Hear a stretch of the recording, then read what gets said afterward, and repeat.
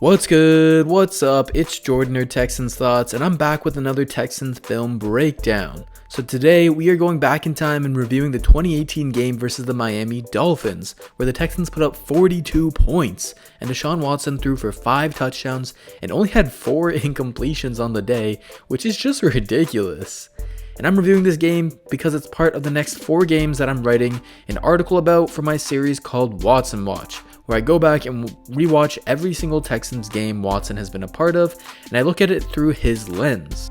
I'm really trying to capture the improvement he's made over the years, and let me tell you, this game was super fun to watch. So the article will be out on Wednesday, looking at this game and the 3 games before it. So if you enjoyed the video, make sure to hit the like button, subscribe for more content, and comment down below your thoughts on the video. Also, really quick, make sure to check out the Texans Unfiltered website and podcast. Those will be linked in the description below. Alright, let's dive into the film. Alright, so let's start with the first touchdown here. That one goes to Jordan Thomas on this nice little corner route here. It was a great touchdown to start this game off, and really from there we just never looked back. We never let our foot off the gas pedal, and it was just smooth sailing from there. So let's look at how this play was designed. So we've got the play action fake to Alfred Blue, and that really draws in all of these defenders here in the box. It's pretty crazy. And so that gets their attention, and you've got Jordan Thomas on this corner route and DeAndre Hopkins on this crossing route here. So that's how the play is designed, and it really doesn't work unless this play action fake really sells it, because we've only got these 2 routes going out, so Deshaun has limited options. But luckily the run game was huge for us, and the Dolphins were scared of it, so they all get sucked in there, as you can see, leaving Thomas pretty wide open. So let's slow it down here. We actually motion Jordan Akins into the backfield, acting as a fullback. And I guess that really sold it for the Dolphins, because you can see all of these defenders. Look at how far down at this point, then boom. Once you see that it's not actually a handoff and Deshaun does have the ball, you can see all these defenders like, oh shit, I gotta get back. And so they're all scrambling to get back, but it's just too late. Jordan Thomas sneaks in behind them and gets the nice touchdown. Deshaun Watson, at this point, there's pressure in his face, so he has to quickly release this and just throw a nice little touch ball to Jordan Thomas over the linebackers, but not too far where this safety right here can get to it. He high points it and comes down with it. Jordan Thomas was a really good red zone option for us. His size at 6'6", it was just a complete weapon, and we saw the same thing with Darren Fells last year. And hopefully one of those guys is going to bring that back to us, because having a big time red zone threat like that is going to be huge for our offense. Last year in 2019, the red zone offense got a whole lot better, and Darren Fells' 7 touchdowns were a big reason for that. Now, I don't really know if he's going to be able to replicate that. There's probably going to be some regression, and not having Nuke, who was a big time weapon in the end zone, that's going to hurt as well. But if Jordan Thomas can step up like this, and maybe we have to get a little bit more creative with our play designs, our red zone offense should be okay. So this next touchdown was just absolutely ridiculous out of Deshaun Watson. He buys so much time here, and people will complain about him hanging onto the ball, not hitting his checkdowns, but it's plays like these that happen when he hangs onto the ball and just makes random stuff happen. Like, this is just there's no play for this. Like, they have this play here designed to roll out to the right, but no one's open. He doesn't like what he sees, and he just keeps buying time and waits for Jordan Thomas to find a hole in the defense and get open. It's this kind of backyard football that Deshaun Watson is so good. These off-script plays where he just wills things to happen. Like, as you can see, nothing's really open here. At this point, Watson has a tight end open right here, but he's already kind of scrambling to his left because this Dolphins defender is in his face. So he can't hit that tight end. He has to scramble back around to the left, just buy time. He could have, at this point, you can see that there's a lane open to this left side. However, Watson doesn't believe he can make that on foot, because that's a lot of ground to cover, and there are 2 Dolphin defenders here. So he doesn't cut it up there. He could have also tried to cut it up the middle here to run it in, but he trusts his weapons in getting open, continues to buy time, and look at how far he backs up here. He's at the 10-yard line here, goes forward a little bit, and then keeps on backing up, buying time. Jordan Thomas is able to squeeze into a hole into the defense and find the touchdown. I just think it's really in Deshaun Watson's nature to be this kind of guy who's always going to buy you time, who's always going to have a chance here. The play is never dead. And so I know people want him to take his checkdowns a little bit quicker, and I think there's some truth to that, but you've also just got to trust this is who he is, and we don't want to handicap him. We don't want to limit his game whatsoever. We want to let Deshaun Watson be Deshaun Watson. And these magical plays happen way more often than they don't, to be honest. And I just think this is who he is. We got to trust that. We got to believe in him and scheme up the offense to work for that. And that's exactly what we've done.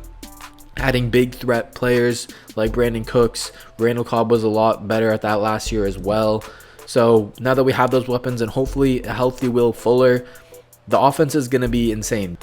So this next play is just a beautiful ball by Deshaun Watson. It couldn't have been any more perfect. He lays it up there for Will Fuller to run under it, catch it in stride, and just walk into the end zone uncontested. So you've got Fuller on this deep post, and you have DeAndre Hopkins on this deep over route, and this is what's called a Yankee concept. The Texans love to run this around the middle of the field. They actually run it a bit earlier here in terms of field position, but it's just their patented play. And so usually they'll max protect this off of the play action fake and only send two routes, that being Fuller and Hopkins.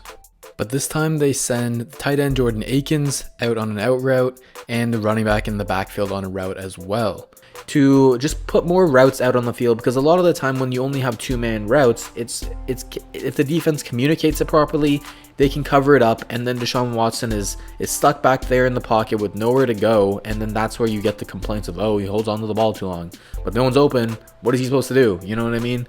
So this time I really like that they added more routes to this. You don't always need to max protect, because when you have a play action fake, that already alone slows down the rush.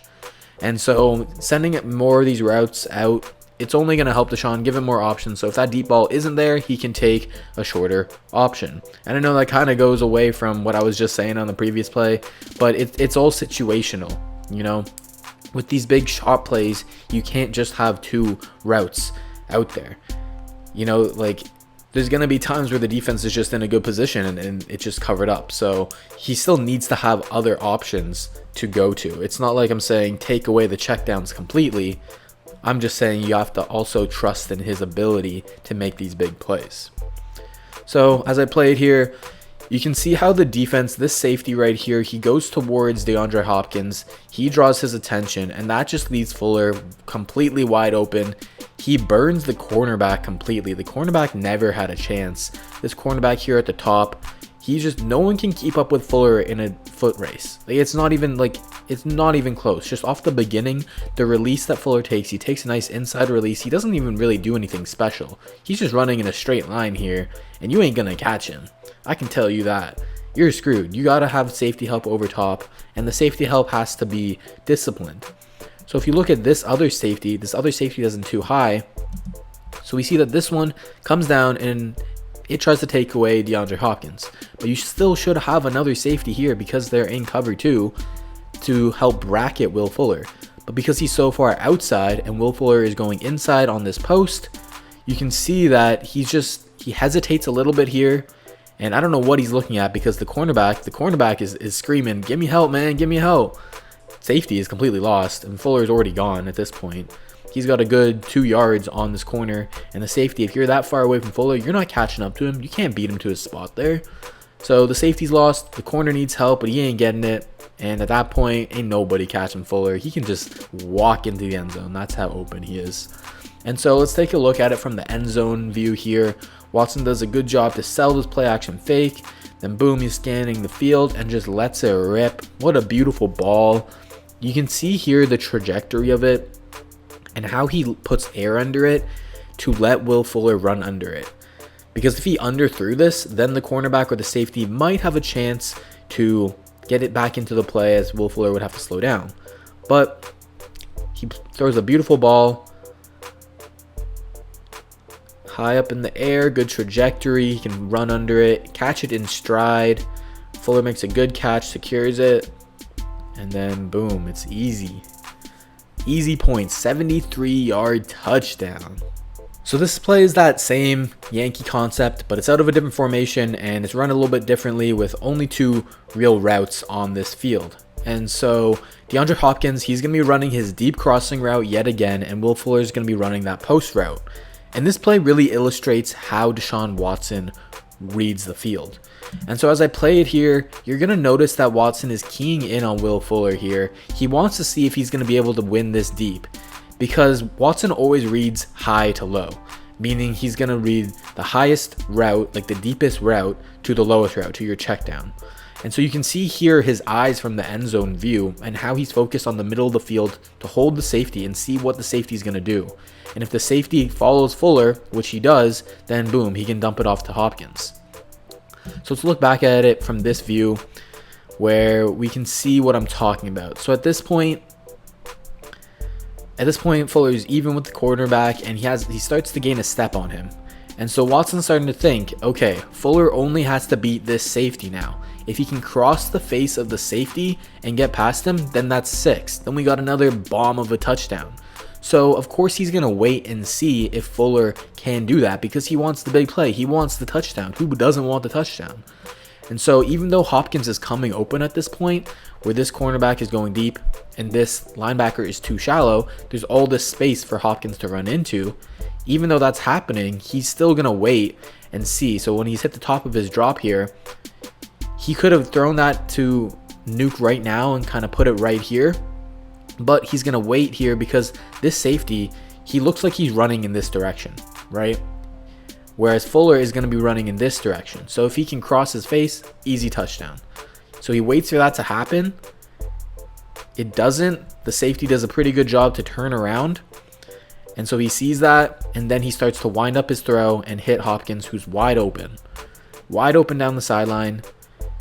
Throws it. He leaves him a good enough space where, look at where he catches the ball. It's not like a toe drag on the sideline. He leaves it. It's kind of hard to see. Screw all 22 for having this blurry footage. They need HD cameras already, man. But you can kind of see that he has a good amount of space on the sideline to where he's not toe dragging, but he's actually catching it to the inside, turning and running so that he can get this touchdown in. I think that's really underrated ball placement by Watson. His accuracy here is perfect because he's leading him inside so Hopkins can stop, turn around, make the catch, and outrun every Dolphin defender. Great play by Watson here. And that's just kind of a good look into how he reads the defense. You know, he always wants the biggest play, and you could fault him for that at some point, not finding your checkdowns or whatever, but here it works yet again. He still finds a different option for the deep bomb, and it still results in a touchdown, so gotta love it. So Watson's last touchdown of the day, his 5th one, was just the patented slant to DeAndre Hopkins in the red zone. He must have had, I don't know, so many touchdowns like these, just throwing slants to Hopkins. That was their money play in the end zone, and we're going to have to find another way to manufacture these kind of looks. I made a video on Brandon Cooks and talked about how he's a great route runner and how he can win on slant routes as well. He's not as physical as Hopkins, which is a big factor in the red zone, to be completely honest. But I believe he can be very helpful on these slant routes. And in terms of the red zone specifically, looking to Darren Fells more, looking to Jordan Thomas, maybe Jordan Akins as well to win on these routes, that's going to be a big part of it. But let's break down this one in particular. So we've got a slant to the left, and then we've got 2 out routes here, and Fuller at the very end, he's just going to run a fade route. But this is basically going to DeAndre Hopkins the entire time. They love to isolate him like this. And what's interesting is this safety is just completely lost. Rashad Jones, number 20, he doesn't know what to do. He has the feeling the ball is going to go that way, but then he steps too far in front to where he can't actually make a play on the ball. He gets all the way here, but the ball's not going there. The ball's going to go right behind you. And so he really just opens up that window for Watson to throw it in to Hopkins. And I think the ball placement of this is really underrated. He puts it out in front of Nuke so that the cornerback can't get to it. Let's look at it from this view right there. So The cornerback is in pretty decent coverage. He's attached to the hip of DeAndre Hopkins, but Deshaun Watson throws him open by leading him this ball. Look at how far outstretched DeAndre Hopkins is to get to that. Look at the cornerback. The cornerback's draped all over him, but it's just barely out of his reach by like a fingernail that he can't make a play on the ball. And so it's a great catch by Hopkins, but that he doesn't even get the chance to catch that if Watson doesn't give him the most perfect ball ever. That's just a great throw by Watson. His ball placement has been on point on these touchdowns, as you can see, and that's just great to see.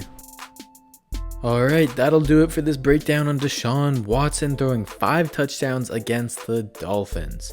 It was a ridiculous game and a ridiculous performance by the offense as a whole.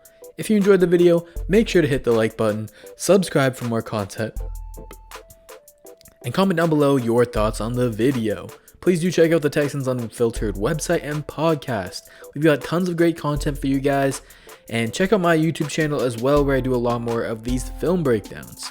You can follow us on Twitter at HoustonFBPod. Follow me on Twitter at Texans_thoughts for more Texans content. Alright, this was Jordan or Texan Thoughts. Hope you enjoyed and come back for more. Take care, everyone.